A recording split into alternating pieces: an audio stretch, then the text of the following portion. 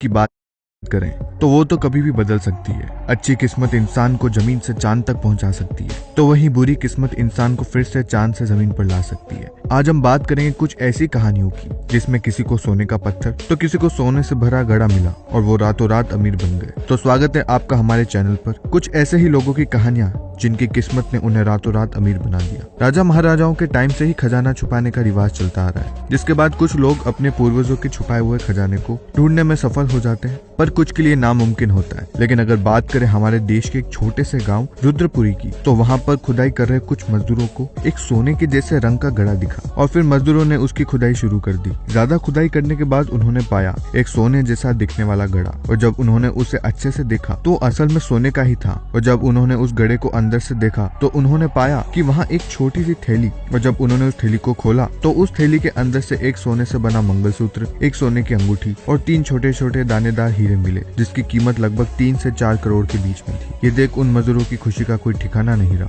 खजाने की बात करें तो किस्मत कभी भी चमक सकती है, हमें कहीं पर भी खजाना मिल सकता है। नहीं समझे? दरअसल हम बात कर रहे हैं नॉर्वे के एक टूरिस्ट की। दरअसल नॉर्वे के एक टीले पर कोई टूरिस्ट एडवेंचर की खोज में निकला। भाई, पहाड़ पर चढ़ना और जंगल में जाना एक एडवेंचर वाला सफर है, तो इसलिए टूरिस्ट भी उस टीले पर चढ़ा और एडवेंचर का लुत्फ उठाने के लिए वहीं आसपास घूमने लगा। लेकिन तभी कुछ ऐसा हुआ जिसने उसकी किस्मत ही बदल दी। दरअसल वहाँ उस पहाड़ पर घूमने के बाद उसे कोई चमकता हुआ पत्थर मिला। जब उसने उस पत्थर को गौर से देखा तो एक बड़ा सा सोने का टुकड़ा निकला, और फिर से उसने उसे आसपास और पत्थर खोजने शुरू किए तो उसे सोने के 2 और पत्थर मिले। उसे लगभग 3 पत्थर मिले, और उनकी अगर वजन की बात करें तो हर पत्थर का वजन लगभग 22 किलो था। ये देख उसकी खुशी का कोई ठिकाना नहीं रहा, और ऐसी किस्मत चमकी कि वो एक करोड़पति बन गया। आज वो नॉर्वे में उसके पास 3 बड़ी बड़ी होटल हैं। आज हम यह बात करेंगे हमारे देश के पन्ना शहर के एक मजदूर मोतीलाल प्रजापति की। वो अपनी मजदूरी करने के लिए एक खदान खोद रहा था और बचे मलबे को उस टोकरी में भरकर रख रहा था। जैसे ही उसने बचे हुए मलबे को टोकरी में भरना शुरू किया